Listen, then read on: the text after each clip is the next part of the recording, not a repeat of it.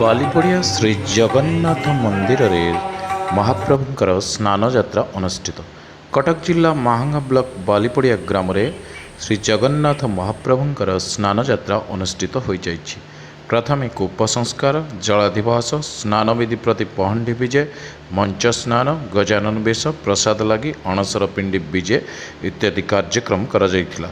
ଜଗନ୍ନାଥଙ୍କୁ 35 ଗରା, ବଳଭଦ୍ରଙ୍କୁ 33 ଗରା ଓ ଦେବୀ ସୁଭଦ୍ରାଙ୍କୁ 22 ଗରା ଓ ଚକ୍ରରାଜ ସୁଦର୍ଶନକୁ 18 ଗରା ପାଣିରେ ସ୍ନାନ କରାଯାଇଥିଲା। ଏହାପରେ 15 ଦିନ ପାଇଁ ଶ୍ରୀମୁଖ ଦର୍ଶନ ବନ୍ଦ ରହିଛି ବୋଲି ମୁଖ୍ୟ ପୂଜକ ଏହାକୁ ଜଣାଇଛନ୍ତି। 14 ବ୍ରହ୍ମାଣ୍ଡ କର୍ତ୍ତା ଶ୍ରୀ ଜଗତନାଥ ସ୍ନାନ ଗୁଣ୍ଡିଚାଇବେନି ତାହାର ଯେ ଜାତ, ପରମ ପୁରୁଷ ହରି କୃପାଳୁ ଅନନ୍ତ, ଦୀନବନ୍ଧୁ ଜଗଦୀଶ ହେ ପରମ ନେତ୍ର।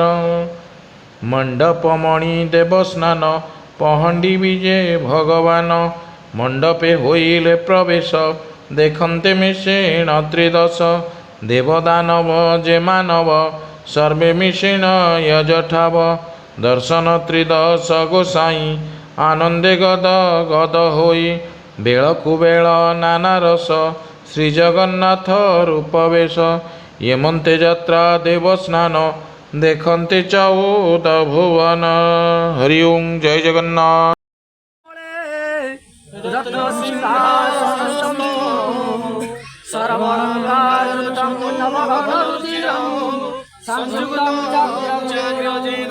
भद्रायं वामभागे रथचरणदूतं ब्रह्मरुद्रेन्द्रवन्द्यं, वेदानां सारमेकं सुजनपतिभृतं ब्रह्मदारु स्मरामि, दारु ब्रह्मो नमामि।